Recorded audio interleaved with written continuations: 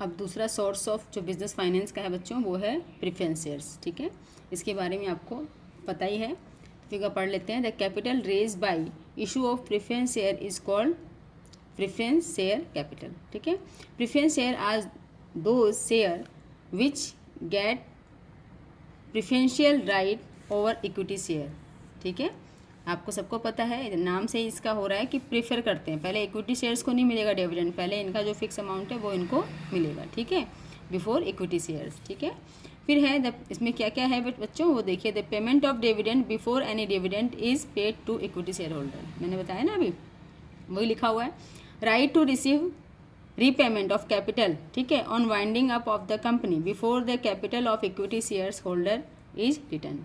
दोनों केस में, ठीक है, डिविडेंड के केस में पहले इनको मिलेगा और वाइंड अप के केस में भी इनको पहले दिया जाएगा। ठीक है, जितना बचा हुआ है उसके पास बैलेंस है कंपनी के पास उतना। Preferential share holder generally don't enjoy any voting right. एक ही है कि इनके पास ये ओनर तो होते नहीं है, तो वोटिंग राइट्स इनका नहीं होता है। अब इसके मेरिट्स देख लेते हैं पहले।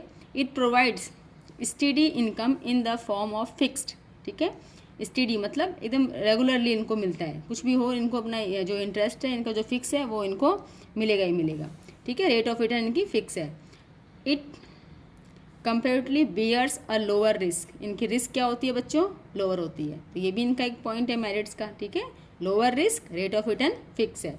दे have to preferential rights over equity share holder. दो राइट आपने ऊपर देख ही लिए थे, एक तो क्या है फिक्स रेट ऑफ इंटरेस्ट और रिटर्न ऑफ कैपिटल। ठीक है, it does not create any charge against the assets of the company. Fix तो है इनका, ठीक है, प्रायोरिटी भी है, लेकिन ये कोई ऐसा नहीं है कि किसी जो एसेट्स है कंपनी की, ठीक है, उस पर इनका चार्ज है कि उसको बेच के और वाइंड अप के समय इनको पे किया जाएगा, ऐसा इनका राइट नहीं है। ठीक है, तो ये भी एक फ़ायदा है। It does not affect the control of equity share holder और द मैनेजमेंट। तो ये लोग क्या करते हैं, इक्विटी शेयर होल्डर का जो इफेक्ट है मैनेजमेंट पे, कंट्रोल है, वो भी ये इफेक्ट नहीं करते। तो ये सब इसके क्या है बच्चों, बेनिफिट्स हैं। अब डीमेरिट्स क्या है, कुछ इसके डीमेरिट्स भी होंगे।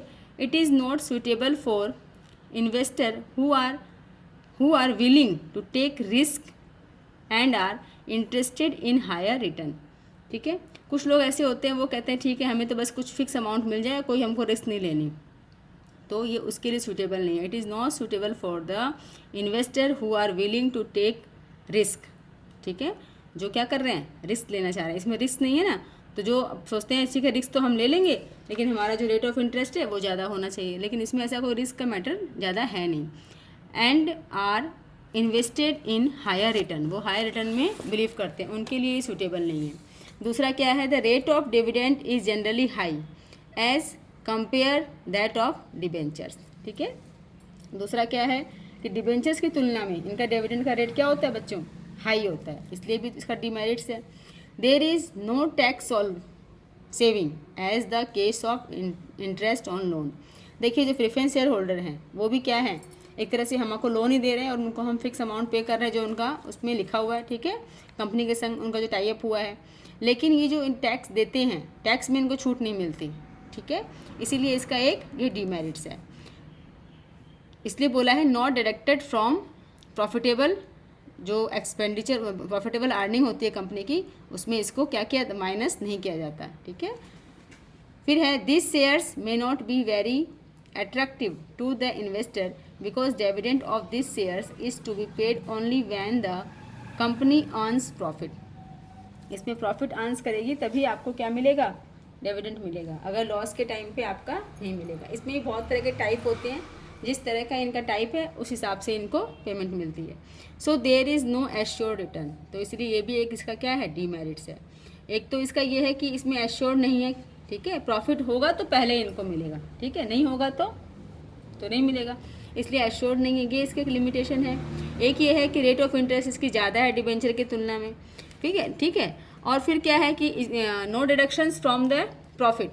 ठीक है, जो लास्ट में प्रॉफिट होता है कंपनी का उसमें क्या है, डिडक्शन की छूट नहीं मिलती है। ठीक है, एज ए एक्सपेंडिचर, क्योंकि ये इंटरेस्ट तो पे कर रहे हैं लेकिन इनको एज ए एक्सपेंडिचर जो है no deduction from the profit. ठीक है, अब देखेंगे बच्चों जो प्रेफरेंस शेयर्स है वो कितने टाइप्स के होते हैं, टाइप्स ऑफ प्रेफरेंस शेयर्स। एक होता है cumulative and non cumulative preference share. ठीक है। इसको देखते हैं कम्युलेटिव क्या होता है। कम्युलेटिव का मतलब नाम से ही पता लग रहा है कि इनका मान लो किसी ये ऐसे प्रेफरेंस शेयर होल्डर होते हैं जिसका मान लो रेट ऑफ डिविडेंड एक साल नहीं मिला, ठीक है, फ्लक्चुएशन के कारण प्रॉफिट का कम प्रॉफिट हुआ या कुछ खर्चे ऐसे ज़्यादा हो गए कंपनी के, ठीक है, तो इनका क्या होगा, ऐड होता जाएगा, अगले साल फिर पिछले वाला ही मिलेगा और उस साल का ही मिलेगा, ठीक है। मान लो इनको 2024 में डिविडेंड नहीं मिल पाया किसी कारण से, ठीक है, तो 2025 में इनको क्या है, दोनों ईयर का मिलेगा फाइनेंशियल ईयर, ठीक है, पिछले वाला भी जो ये फाइनेंशियल ईयर है वो 2023-24 चलेगा और ये वाला जो है 2024-25 चलेगा, तो दोनों ईयर्स का फाइनेंशियल जो ईयर है, ठीक है, फाइनेंशियल जो ईयर है इन दोनों साल का इनको क्या मिलेगा बच्चों, इंटरेस्ट मिलेगा, डिविडेंड मिलेगा, ठीक है। इंटरेस्ट नहीं बोलते इनको, डिविडेंड ही बोलते हैं, क्योंकि ये भी एज ए इक्विटी होल्डर माने जाते हैं, क्योंकि इनका राइट थोड़ा कम होता है, लेकिन ये भी उनके बाद क्या इनका प्रेफरेंस पहले होती है, इसलिए इनको भी एज ए ओनर ही ट्रीट करते हैं, इसलिए इनको बाद में इक्विटी शेयर से पहले मिलता है, लेकिन जो बचता है प्रॉफिट उसमें से ही मिलता है, ठीक है। तो पढ़ लेते हैं एक बार। The preference shares which enjoy the rights to accumulate unpaid dividend in the future year in case of same is not paid during a year is called cumulative preference share, और इसके अगेंस्ट में जो है वो क्या है, non cumulative preference share. On the other hand, ठीक है, on the other hand dividend is not accumulated if it is not paid in a particular year is called non cumulative preference share. PS मतलब preference share, ठीक है। तो दोनों आपको समझ में आ गया होगा, जिसका डिविडेंड जिस ईयर में नहीं मिला, सेकेंड ईयर थर्ड ईयर जिसमें भी नहीं मिला, उसका फिर नेक्स्ट ईयर में उनको साथ में मर्ज करके मिलेगा, लेकिन जो दूसरे होते हैं नॉन कम्युलेटिव उनको ऐसा कुछ भी नहीं है, जिस ईयर नहीं हुआ नहीं मिला तो नहीं मिला, जिस ईयर है प्रॉफिट मिल गया तो मिल गया, ठीक है। दूसरा है बच्चों इसका टाइप्स है पार्टिसिपेटिंग और non participating, PS preference share holder, ठीक है, वो क्या होते हैं, which have a right to participate in the excess dividend of a company after paid on equity shares. ये ऐसे होते हैं जिनको क्या होता है, डिविडेंड मिलता है after paid of equity shares में, ठीक है, आर कॉल्ड पार्टिसिपेटिंग, ये पार्टिसिपेट करते हैं, ठीक है, as a equity share holder. मैंने कहा था ना कि इनको कई बार क्या है कि कुछ टर्म्स एंड कंडीशंस में इनको as a equity share holder ही ट्रीट किया जाता है, तो बहुत सारे इनके रूल्स रेगुलेशंस होते हैं, लेकिन आप अभी इतना ही देखिए इसमें कि एक होता है पार्टिसिपेटिंग जो पार्टिसिपेट करता है, ठीक है, और दूसरा होता है नॉन पार्टिसिपेटिंग PBS, वो क्या है, which do not enjoy such right, जो ये राइट था वो उसको इन्जॉय नहीं करता, और पार्टिसिपेटिंग इन प्रॉफिट में उसका हिस्सा नहीं होता of the company is called non participating PS, ठीक है, जो प्रॉफिट में अपना डिविडेंड के रूप में हिस्सा रखता है, ठीक है, after paid on equity shares, ठीक है, जब वो पेड कर देता है इक्विटी शेयर्स में तब क्या होता है, उसको डिविडेंड का हिस्सा मिलता है, वो होते हैं पार्टिसिपेटिंग, और जो नहीं करते हैं, ठीक है, उनको क्या बोलते हैं, नॉन पार्टिसिपेटिंग। एक है कन्वर्टेबल, एक नॉन कन्वर्टेबल PS, ये क्या होते हैं, ये इनके टाइम के अकॉर्डिंग इन फ्यूचर, ठीक है, ये वाले शेयर्स क्या होते हैं, बाद में कन्वर्टेबल हो जाते हैं इक्विटी शेयर्स होल्डर में, ठीक है, और ये वाले क्या होते हैं, एज इट इज़ वैसे ही रहते हैं, ये कन्वर्ट नहीं होते, ठीक है। तो PS that can be converted into equity shares, ठीक है, within a specified period of time are known as convertible PS। On the other hand non convertible PS are such that can't be converted into equity shares. एक समय के बाद मान लो कि 5 years के लिए इन्होंने अपने जो है ना शेयर्स परचेज किए प्रेफरेंस शेयर होल्डर ने, तो आफ्टर 5 ईयर्स तो ये as a preference share holder treat किए जाएंगे, लेकिन बाद में इन्होंने क्या किया, अपने शेयर्स को कन्वर्ट कर दिया इक्विटी शेयर्स में, ठीक है, तब ये कैसे ट्रीट किए जाएंगे, as a equity share holder, ठीक है बच्चों। तो ये थे हमारे किसके, एक सोर्स था प्रेफरेंस शेयर का, इसके कुछ मेरिट्स थे और कुछ डिमेरिट्स थे, और उसके टाइप भी हमने देख लिए।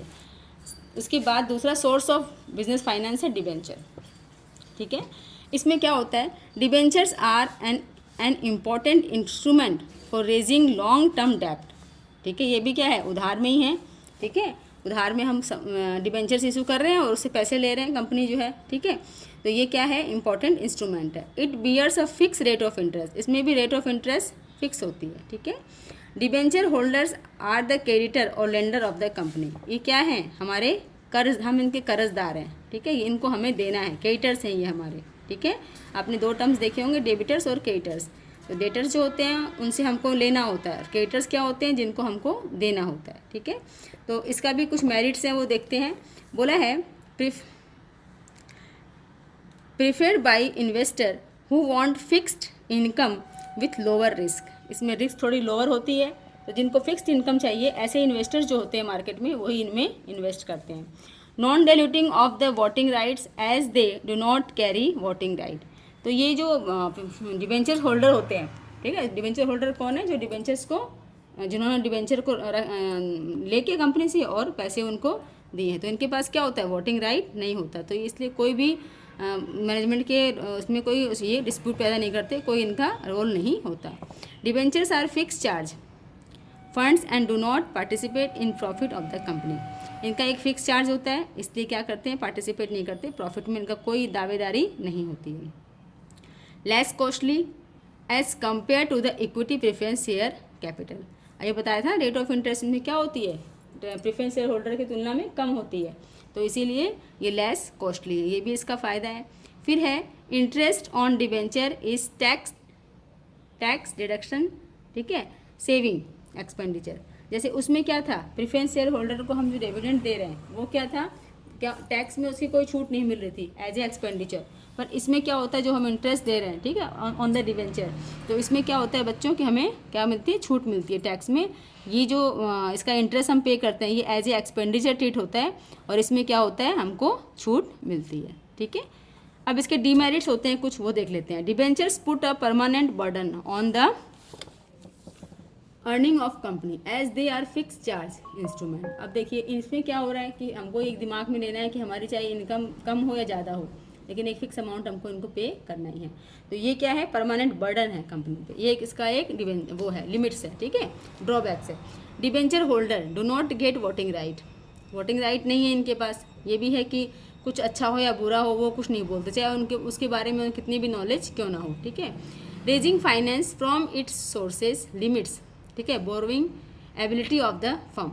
अब क्या होता है कि बोरोइंग जो एक लिमिटेशन है, ठीक है, raising finance from this sources limits the borrowing ability of the firm. तो इसमें भी क्या है कि कितने हम डिबेंचर ले सकते हैं, इसकी भी तो लिमिट है कंपनी में, तो ये भी एक इसका डीमेरिट है। The company has to make provisions for repayment in case of issue of redeemable debentures, ठीक है, मतलब रिडीम मतलब रीपेमेंट, मतलब उनको हम क्या करेंगे? एक टाइम के बाद उनको उनका अमाउंट देंगे विथ इंटरेस्ट, ठीक है। तो आपने देखा होगा, आप पढ़ भी रहे होंगे अपने अकाउंट में कि इनके लिए एक अलग से अकाउंट बनता है, ठीक है, कि ये जो अकाउंट है एक एक प्रॉफिट का हिस्सा, ठीक है, हर साल कुछ ना कुछ जमा करके 5 ईयर्स 10 ईयर्स जितना भी इनकी रिडीमेबल किए जाएंगे उस ईयर तक इनका पैसा जमा हो जाता है, क्योंकि एक साल इतना पैसा देंगे तो हमारी जो प्रॉफिट है वो भी इतना नहीं होगा और हमारे बाकी काम भी डिस्टर्ब होंगे कंपनी के, ठीक है, जो बिजनेस के लिए डे टू डे एक्टिविटीज़ है। तो बिजनेसमैन क्या करता है बच्चों? एक सर्टेन अमाउंट फिक्स कर लेता है, वो एवरी ईयर क्या करता है? एक रिजर्व बना के रखता है कि इतने सालों में ये क्या होंगे, इनको रीपेमेंट करना होगा तो हम इनको वहाँ से पे कर देंगे, ठीक है। ये हो गए हमारे डिबेंचर के लिमिट्स। देखते हैं टाइप्स ऑफ डिबेंचर, ठीक है। इसमें भी क्या है? सिक्योर्ड और एक अनसिक्योर्ड। सिक्योर्ड में क्या होता है बच्चों? सिक्योर्ड में यह है कि कोई एसेट्स हमारी है, ठीक है, उस पर ये डिबेंचर ले जाते हैं कि एट द टाइम ऑफ अगर कंपनी अर्न नहीं करती, लॉस में जा रही है, ठीक है, तो उस जो एसेट्स पे वो सिक्योर है उस एसेट्स को बेच के इनके पैसे चुकाए जाएंगे, ठीक है। और अनसिक्योर तो को पता ही है, इसका उल्टा, इस पर कोई सिक्योरिटी नहीं है। पढ़ लेते हैं एक बार। Secure debentures are such which create a charge on the assets of the company. Charge means उस पर क्या होते हैं? वो सिक्योर रहते हैं, ठीक है, through thereby mortgaging the assets of the company, ठीक है। तो इसलिए क्या होता है? उस पर उनका वो रहते हैं कि भाई उस पर उस एसेट्स पे ही उनको चार्ज मिलेगा, तभी उनको वो सिक्योर डिबेंचर जो है कहे जाते हैं। अनसिक्योर डिबेंचर इसके उल्टे हैं। On the other hand do not carry any charges on security on the assets of the company, ठीक है। तो क्या होता है? मोर्टेज पे जो चीज़ दी जाती है, ठीक है ना, तो वो तो होगा सिक्योर्ड, किसी एसेट्स को रख के हम देंगे, और एक जो नहीं, ऐसा कुछ नहीं रखा जाता, उसको बोलते हैं नॉन सिक्योर्ड, ठीक है। रजिस्टर और बेयर। रजिस्टर क्या होता है? रजिस्टर जो डिबेंचर होते हैं बच्चों, वो ऐसे होते हैं कि मतलब जो कंपनी की जो फाइल होती है उसमें वो रजिस्टर, उनका नाम रहता है कि ये डिबेंचर रजिस्टर है। तो इनके जो डिबेंचर होते हैं वो ट्रांसफरेबल नहीं होते। लेकिन बेयर क्या होते हैं? इनका नाम नहीं होता कंपनी के रजिस्टर में एज ए डिबेंचर, और ये क्या है? बेयर होते हैं कि आप किसी और को भी ट्रांसफ़र कर सकते हो, ठीक है। Registered debenture are those which are duly recorded in the register of the debenture holder. Debenture holder का जो रजिस्टर है उसमें इनका नाम मेंशन होता है, ठीक है, मेंटेन बाय द कंपनी। फिर है this can be transferred only through a regular instrument, ठीक है। तो बोला है this can be transferred only through a regular instrument of transfer, ठीक है। In contrast the debentures which are transferable by were delivery are called bearer debentures, ठीक है। तो ये क्या होते हैं, ऐसे ट्रांसफरेबल जो होते हैं किसी की परमिशन से रेगुलर बेसिस पे, ऐसा इंस्ट्रूमेंट है जो ऐसे ट्रांसफ़र नहीं होता। इसके लिए आपको परमिशन लेनी होगी तब जाके आप किसी दूसरे को ट्रांसफ़र कर सकते हैं, लेकिन ये इजीली हो जाता है। तो बच्चों हमने देखा अभी कि रजिस्टर और एक बेयरर डिबेंचर होते हैं। रजिस्टर में क्या, रजिस्टर में उनका नाम होता है, इनका उसमें नाम नहीं होता, ये इजीली ट्रांसफरेबल होते हैं नहीं होते हैं। वो जो बेयरर है वो क्या है, दूसरे को हम ट्रांसफ़र कर सकते हैं, ठीक है, बिना कोई बाउंडेशन, बिना कोई रूल्स रेगुलेशंस, ठीक है। थर्ड होते हैं कन्वर्टेबल एंड नॉन कन्वर्टेबल, ठीक है। नाम से पता लग रहा है इसको हम कन्वर्ट कर सकते हैं, दूसरी जो कोई हमारा कुछ इंस्ट्रूमेंट है उसमें कर सकते हैं, पर इनको हम नहीं कर सकते। पढ़ लेते हैं एक बार। Convertible debentures are those debenture that can be converted into equity shares. इनको इक्विटी शेयर में हम ट्रांसफ़र कर सकते हैं after the expiry of the specified period. एक पीरियड तक हम ये किस में रहेंगे, डिवेंचर में रहेंगे, बाद में ये किस में हो सकते हैं, इक्विटी शेयर होल्डर बन जाएंगे ये लोग, ठीक है। On the other hand non जो कन्वर्टिंग जो डिवेंचर्स हैं are those which can not be converted into equity shares, ठीक है। फिर है फर्स्ट एंड सेकेंड्स। फर्स्ट क्या होते हैं, फर्स्ट वो होते हैं जिनको सबसे पहले मतलब प्रायोरिटी पे क्या होगा, इंटरेस्ट दिया जाएगा, और सेकंड वो हैं जिनको इसके बाद क्या दिया जाएगा, इंटरेस्ट दिया जाएगा, रेट ऑफ इंटरेस्ट जो इनकी रहेगी वो इनको दी जाएगी। Debentures that are repaid before other debentures are repaid, ठीक है, are repaid are known as first debenture. मैंने कहा ना पहले उनको दिया जाएगा, किसी डिबेंचर को देने से पहले जिनको दिया जाएगा उनका नाम मेंशन रहता है कि फर्स्ट डिबेंचर है, इनको फर्स्ट प्रायोरिटी मिलेगी, ठीक है। और the second debenture are those which are paid after the first debenture paid, ठीक है। First debenture have been paid back, जब इनको मिल जाएगा तब सेकंड वाले को डिबेंचर्स को मिलेंगे। फिर सेकंड हमारा जो एक इंस्ट्रूमेंट है, सोर्स है, मतलब सोर्स है किसका, फाइनेंस का, वो है public deposit.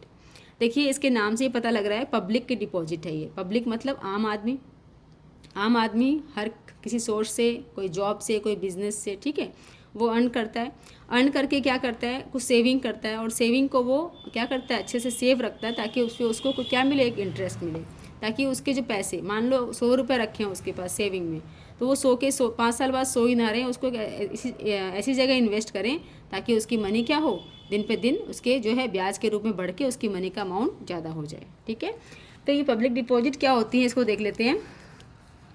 Public deposit refers to unsecured deposits invited from the public, ठीक है।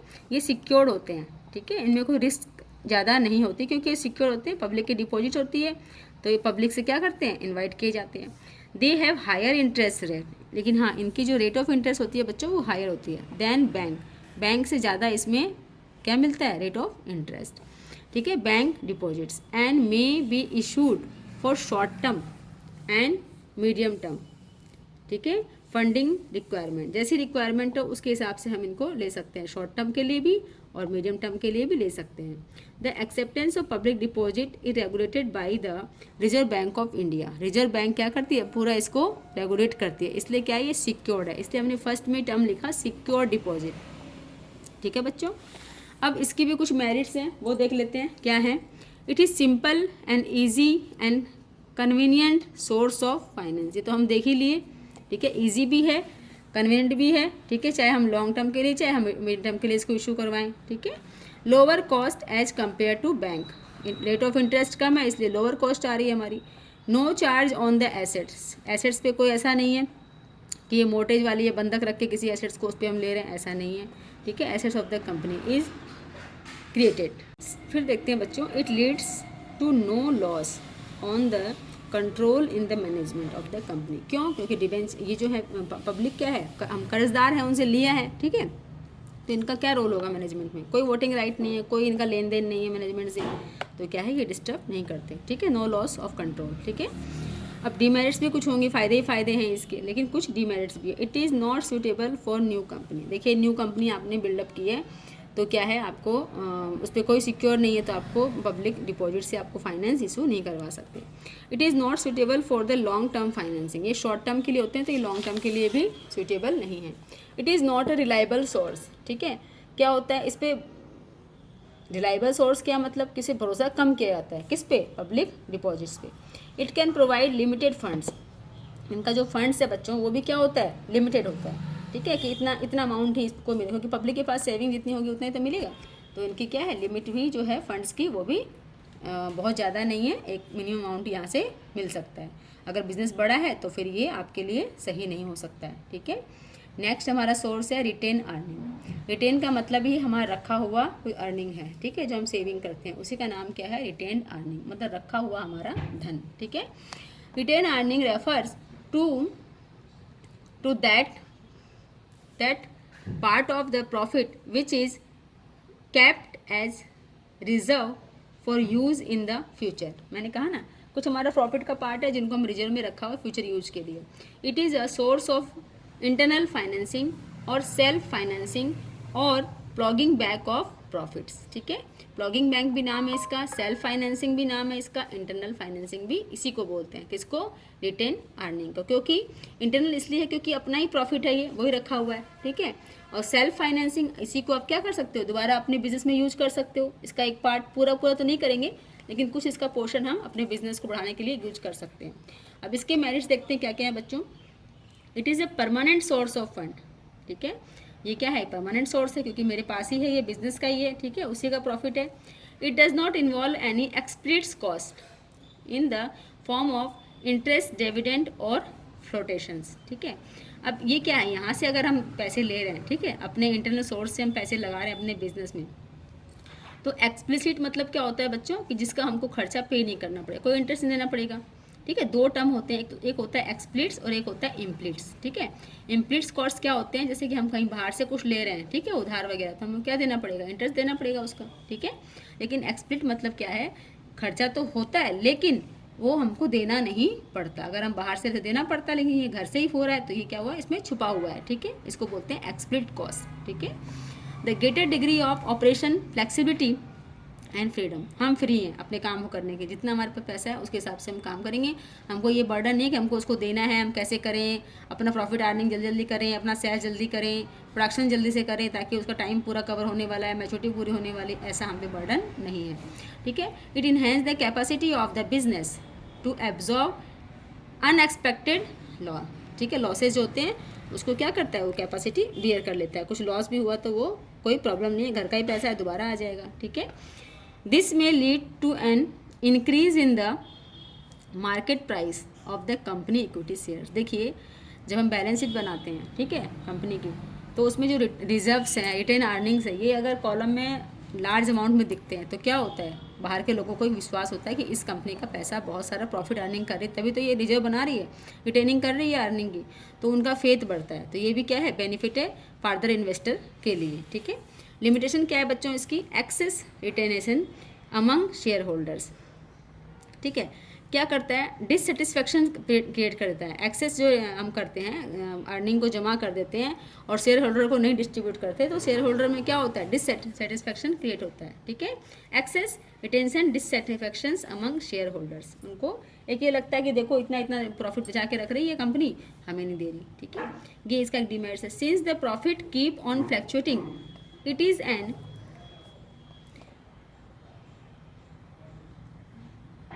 Uncertain source of fund. ठीक है, अब इसमें क्या है कि नेचुरली प्रॉफिट नहीं होगा तो कहाँ से हम कुछ करेंगे, तो अनसर्टेन है। ठीक है, अपॉर्चुनिटी कॉस्ट रिमेन्स अनरिकॉग्नाइज्ड। ठीक है, so it may lead to such optional use of fund. अब क्या है, जो अपॉर्चुनिटी कॉस्ट है रिमेन्स अनरिकॉग्नाइज, अभी कोई रिकॉग्नाइज तो है नहीं हमारा जो हमने प्रॉफिट जमा किया है। ठीक है, तो इट मे लीड टू सब ऑप्शनल यूज ऑफ फंड। तो अब इसमें ऐसा कोई फिक्स नहीं कि हम किस में यूज करें, किस में यूज़ नहीं करें, तो इसलिए हम किसी भी चीज़ में, किसी पर्पज़ के बिजनेस की एक्टिविटी में इसको हम यूज कर सकते हैं। नेक्स्ट हमारा जो सोर्स है बिजनेस का बच्चों, वो है ट्रेड क्रेडिट। ठीक है, ट्रेड मीन्स क्या होता है, बाइंग एंड सेलिंग। ठीक है, of the goods and services, और क्रेडिट मतलब उधार। तो जब हम अपने बिजनेस के लिए, परचेज सेलिंग के लिए उधार पे पैसे लेते हैं उसको बोलते हैं ट्रेड क्रेडिट्स। आइए देख लेते हैं। It refers to the credit extend by one trader to other for the purchasing of goods and service. ठीक है, जब हम क्या करते हैं, उधार में सामान का लेना देना करते हैं, एट द टाइम उसको पैसा देना नहीं पड़ता, उसको बोलते हैं ट्रेडिंग। ठीक है, ऑन द क्रेडिट बेसिस। ठीक है, trade credit provide the purchase of supplies without immediate payment. बता दिया मैंने आपको, हैंड टू हैंड पेमेंट नहीं करना होता। This is generally use by organisation as short time finance. ठीक है, शॉर्ट टाइम के लिए कल दे देंगे, परसों दे देंगे, इस तरह का यूज करती हैं। टर्म ऑफ ट्रेड क्रेडिट में वेरी टू पर्सन। अब देखिए ये जो है ना पर्सन टू पर्सन, इस टर्म को समझिए कि जो ट्रेड हो रहा है क्रेडिट में, ये हर किसी को नहीं मिल जाता कि आप ले जाओ, पैसे मत दो, कल दे देना, परसों। ये आपकी पोजीशन देख के, आपकी हैसियत देख के ही मिलता है। तो ये पर्सन टू पर्सन वेरी करता है। आपको मान लो इजीली क्रेडिट में सामान मिल गया, लेकिन दूसरा बंदा जाएगा उसको नहीं मिलेगा, क्योंकि उसकी मार्केट वैल्यू उतनी नहीं है, गुडविल नहीं है, उनको पता है कि देगा नहीं देगा पता नहीं। लेकिन कोई एक रेपुटेड बंदा जा रहा है तो उसको कहेंगे हाँ पैसे तो डूबेंगे नहीं, आ जाएंगे, ले जाओ, फ्री में ले जाओ, 2 दिन बाद दे देना, कोई बात नहीं। क्योंकि जो बायर है, ठीक है, उसको अपना स्टॉक निपटाना होता है, वो भी चाहता है कि वो ऐसे बंदों को दे जहां हमारा जो रुपीज़ है वो डूबे नहीं और सिक्योर्ड हमारा अमाउंट आ जाए। ठीक है, 2 दिन बाद आ जाए चाहे, लेकिन आ जाएगा। Based on record and from industry. ठीक है, तो उनका रिकॉर्ड होता है कहाँ से, इंडस्ट्री से आता है कि हाँ इस तरह के ये लोग बिजनेस करते हैं, इनका पैसा नहीं डूबने वाला, इनका मार्केट में गुडविल खराब नहीं है। देखिए, such credit appears in the record of the buyers of goods as sundry creditors. ठीक है, अगर हम बहुत सारे लोगों से इस तरह का काम करते हैं तो वो क्या कहलाते हैं, सन्ड्री क्रेडिटर्स और अकाउंट्स पेबल, इनको अकाउंट्स पेबल भी कहते हैं। अब इसके लाभ क्या क्या है, मेरिट्स क्या क्या हैं, वो देख लेते हैं। बोला है continuous and convenient source of the fund. Continuous चलता है ये, ठीक है, आज हम 2 दिन बाद दे रहे हैं, फिर पैसे वापस दे दिए, फिर वापस उनसे उधार में ले लिया, फिर उनको 4 दिन बाद पैसे दे दिए, तो ये कंटिन्यूअस प्रोसेस चलता है। And convenient sources of fund, convenient भी है, कोई दिक्कत नहीं, हमारे बायर फिक्स हैं, सेलर फिक्स हैं, ठीक है, उनसे हमको सामान लेना है, हमारा रेगुलर उनसे लेना देना होता रहता है, हमारा काम चलता रहता है, तो ये इसका एक मेरिट्स है। It is readily available if credit worthiness of the customer is known to the seller. ये वर्दीनेस क्या होता है बेटा, क्रेडिट वर्दीनेस मतलब हमारी हैसियत, कि हमारी क्रेडिट मतलब हमारी उधार देने की हैसियत है भी कि नहीं, तो वहाँ पे क्या होता है, ये बहुत इजीली अवेलेबल हो जाता है। It helps in increasing the inventory level in the case of and increasing the sales volume. अगर अचानक मार्केट में डिमांड आ गई है, ठीक है, हमें प्रोडक्शन देना है फटाफट, ठीक है, हमको पता है कि रेट ऑफ इंटरेस्ट बहुत ज़्यादा मिलेगी, कोई चीज़ ऐसी आ गई है, अचानक मार्केट में डिमांड आ गई है, तो हम अपना क्या कर सकते हैं, इन्वेंट्री मतलब हमारा जो स्टॉक है, ठीक है, माल का, वो हम इंक्रीज कर सकते हैं। क्यों, क्योंकि हमें फटाफट से पता है सामान मिल जाएगा उधार में, ठीक है। अच्छी जो ट्रेड क्रेडिट होती है ना, वो हमारी एक तो हमारी कितनी इफिशियंसी है, हमारी रेपुटेशन है, गुडविल है, और हमारी क्या है, क्रेडिट वर्दीनेस, ठीक है, इस पर डिपेंड करती है। हर किसी को उधार पे सामान नहीं मिलता है, ठीक है, नहीं तो फिर सारे लोग ही अपना काम निकाल लेना। तो ये वाला जो इसका क्या बोलते हैं, मेरिट्स है, कि अगर अचानक से कोई हमको मार्केट में ब्लूम आ गया और हमें अपना इंक्रीजिंग स्टॉक बढ़ाना है, प्रोडक्शन करना है, तो हम झट से इनसे उधार में ले सकते हैं और अपना काम कर सकते हैं। It does not create any charge on the assets, ये तो है ही, ठीक है, उधार पे कोई एसेट चार्ज नहीं करते ऑफ द फर्म।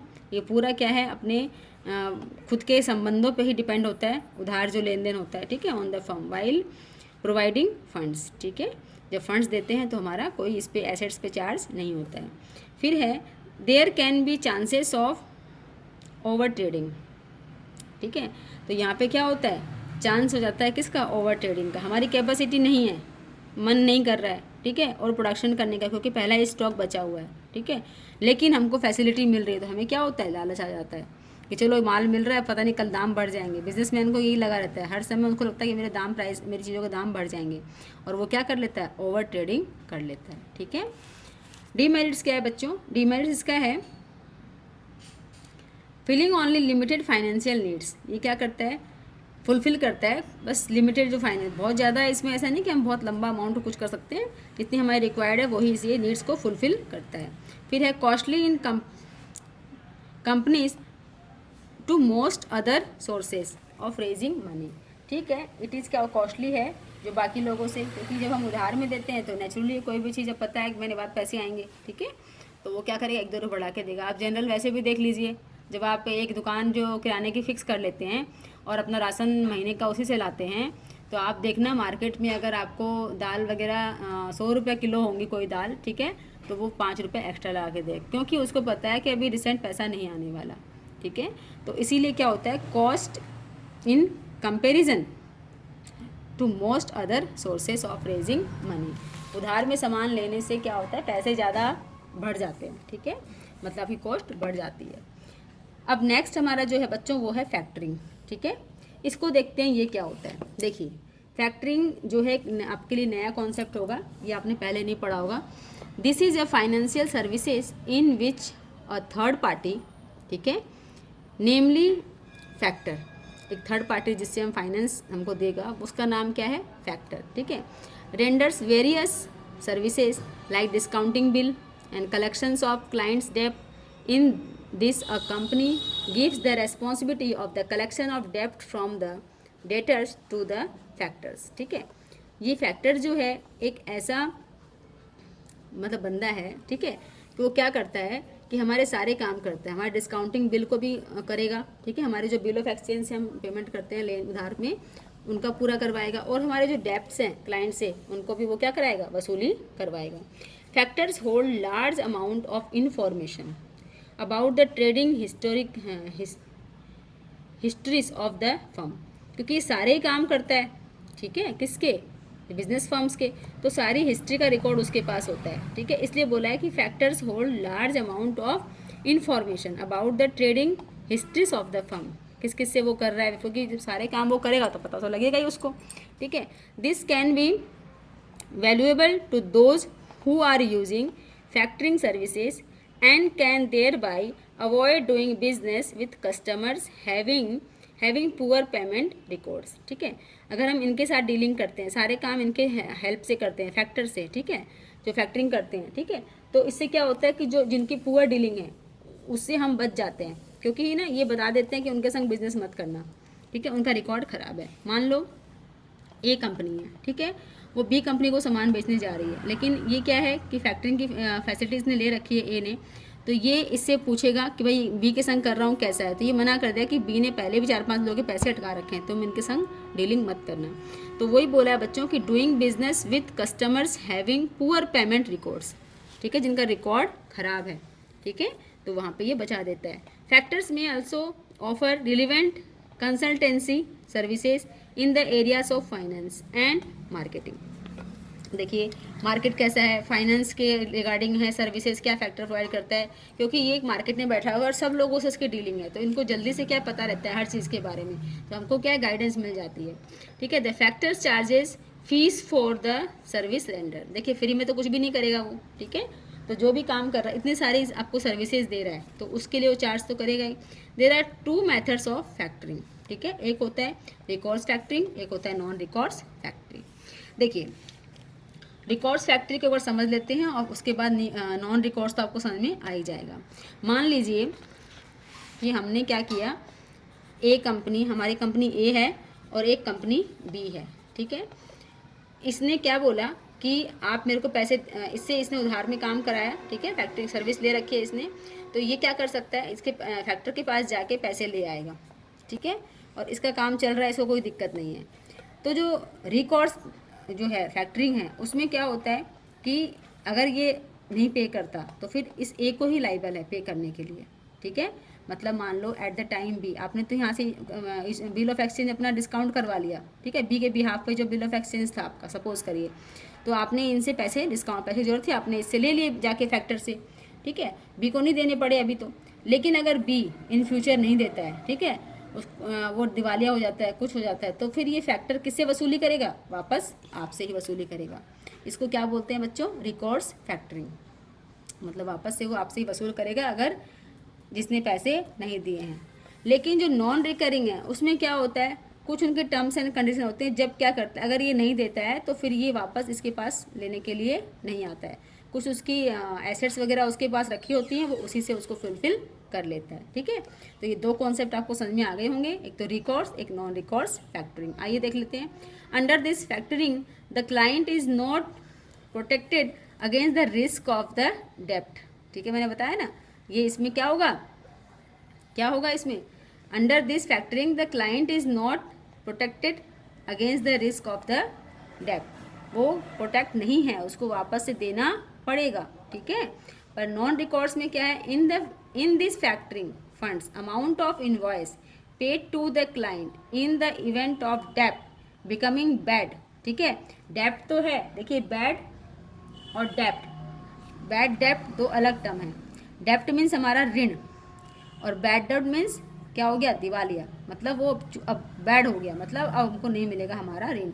इसलिए ये दो टर्म है, बैड डेप्ट। ठीक है, डेप्ट मतलब उधार, और बैड मतलब वो उधार क्या हो गई, अब डूब गई, बैड हो गई। ठीक है, तो क्या हो गया, और the factor assume the entire credit risk under non recurring factory. तो जिसने दिया है फैक्टरी में वही उसको बियर करेगा। ठीक है बच्चों, अब इसके मेरिट्स देख लेते हैं। क्या है merits, a cheaper source of finance as compare to other means such as bank credit. उससे ये क्या है, कंफर्टेबल है और चीपर है। The organization is received from the task of collecting bad डेप्ट। ये क्या मैंने बताया ना, बहुत सारे काम करती है फैक्टरिंग जो होती है, तो ये क्या करती है, हमारा जो बैड डेप्ट है उसकी भरपाई भी करते रहती है, जा जाके फ़ोन करके पूछ के कितना अमाउंट कितना दोगे। तो जितना मैक्सिमम जो है ना, जितने बैड डेप्ट्स हैं उनसे वो रिकवर कर लेती है। कहते हैं ना कि जितना मिल जाए उतना ही ठीक है। ठीक है, प्रोटेक्शन अगेंस्ट बैड डेप्ट to the firm in case of non recourse factoring. ठीक है, प्रोटेक्शन भी देते हैं, जहाँ पे क्या होता है, अगेंस्ट बैड डेप्ट to the firm cost of non recoursing, जहाँ पे नॉन रिकॉर्सिंग होता है वहाँ पे क्या करते हैं, प्रोटेक्शन भी देते हैं। It is flexible and does not create charges. ठीक है, कोई चार्ज क्रिएट नहीं होता कि एसेट्स आके बिक जाएगी। ठीक है, ऐसा कुछ नहीं है। मान लो ए है और बी का मैंने दिखाया था एग्जांपल, तो अगर वो रिकॉर्ड्स में है तो इससे पेमेंट तो लेगा, मांगेगा, लेकिन ये नहीं कि इसकी एसेट्स को सेल करके वो सामान लेगा, ऐसा इसमें नहीं है। ठीक है बच्चों, तो ये इसके मेरिट्स हैं। अब है डीमेरिट्स। डीमेरिट्स में क्या है बच्चों, it can be an expensive source if there are several invoices of smaller amount. Expensive तो है ही, ठीक है, छोटे छोटे अमाउंट की बहुत सारे वॉइस आपने निकाल दिए। ठीक है, तो क्या होगा, एक काम भी बढ़ेगा और एक्सपेंसिव भी है, क्योंकि हर उस पर आपका क्या होगा, एक आपको कमीशन देना पड़ेगा उसको, जितने आपकी डीलिंग होगी उसका सब पहले से ही मेंशन रहता है, कितने डीलिंग पे कितना कितना कमीशन वो लेगा फैक्टर। ठीक है, customer may not feel comfortable with a third party, मतलब फैक्टर। ठीक है, थर्ड पार्टी से वो कंफर्टेबल नहीं है। आपकी डीलिंग दो लोगों के बीच में, तो थर्ड पार्टी है ना कि वो उसको काम करवा रहा है। ठीक है, the advance finance is provided by the factor. ठीक है, advance finance is provided by the factor firm is generally available at the higher interest cost. कह रहे हैं यहाँ पे उसकी कॉस्ट क्या होती है, हायर होती है then the usual rate of interest. तो ये जो आपको फाइनेंस प्रोवाइड कर रहे हैं तो इनकी रेट ऑफ क्या होती है, इंटरेस्ट कॉस्टली होती है compare to usual rate of interest. ठीक है, अब क्या है, नेक्स्ट हमारा आएगा बच्चों लीज फाइनेंसिंग। अब देखिए बच्चों, नेक्स्ट जो सोर्स है फाइनेंस का है वो लीज फाइनेंसिंग। देखिए लीज फाइनेंसिंग क्या होती है, ये थोड़ा थोड़ा मिलता जुलता किससे है, जैसे हम रेंट पे अपनी कोई शॉप देते हैं, मकान देते हैं, या फिर हम लेते हैं। ठीक है, तो क्या होता है कि रेंट पे अगर हम मकान लेने जा रहे हैं तो क्या करना पड़ेगा, एक रेंट एग्रीमेंट करना पड़ेगा। ठीक है, फर्स्ट मंथ में क्या होगा, हमें एक तो डिपॉजिट देना होगा एक मंथ का, और एक मंथ का जो किराया है वो आपको एडवांस में देना होगा। ठीक है, और उसकी टर्म्स एंड कंडीशन सारी उससे मेंशन होती हैं, और जो किराएदार है, ठीक है, और जो मालिक है, दोनों के साइन होते हैं। लेकिन इसमें लीज़ में क्या होता है, एक तो क्या है, जो लीज़ एक देने वाला है और एक लेने वाला है। ठीक है, जो लीज पे लेता है वो लीजी है, और जो देने वाला है वो लेज़र है। ठीक है, और ये कहाँ पे होता है, ये वैसा रेंट वाला नहीं है, लेकिन कुछ कुछ उससे मिलता जुलता है, लेकिन ये बिज़नेस के टर्म्स में होता है। ठीक है, रेंट पे तो क्या होता है कि हमें कुछ चीज़ चाहिए, दुकान मकान वगैरह, तो हम रेंट पे ले आते हैं। लेकिन बिज़नेस के टर्म्स में क्या होता है बच्चों, मान लो एक बड़ी मल्टीनेशनल कंपनी है और वो अपना प्रोडक्ट जो है बनाती है। ठीक है, सपोज़ करो बिस्किट मेकिंग जो कंपनी है वो बना रही है, अपना कुकीज़ बना रही है, तो वो क्या करती है कि उसके पास मतलब एक न्यू टेक्नोलॉजी लॉन्च हुई है, लेकिन उसमें बहुत सारा जो प्लांट है उसको वो परचेज़ करना है, ठीक है। तो बहुत सारा इन्वेस्टमेंट चला जाएगा, उसमें कैपिटल चल जाएगी। तो बाकी जो काम उसको करने हैं, ठीक है, तो उसके लिए उसको क्या करना पड़ेगा, उसके लिए उसको फिर पैसे इतने बचेंगे नहीं, क्योंकि सारा वो लार्ज अमाउंट तो उसमें पे चला जाएगा उसके प्लांट में या मशीनरी में, जैसा उसका बिजनेस है, ठीक है। तो वो क्या करती है, उस मशीनरी को, कुछ लोग ऐसे होते हैं जो उसको क्या करते हैं, लीज पे देते हैं।